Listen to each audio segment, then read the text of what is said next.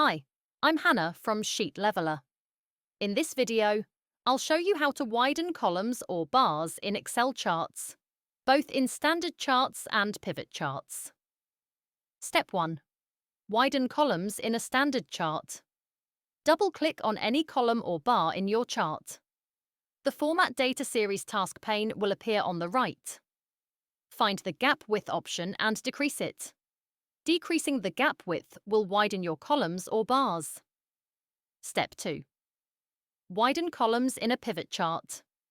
In a pivot chart, do not double-click the column or bar. Right-click the column or bar and choose Format Data Series. In the task pane on the right, decrease the gap width. This will increase the width of columns or bars in your pivot chart. And that's it. A simple trick to make your charts more visually appealing by adjusting column or bar width. I'm Hannah from Sheet Leveler. If you found this useful, please give it a thumbs up, subscribe, and I'll see you in the next video.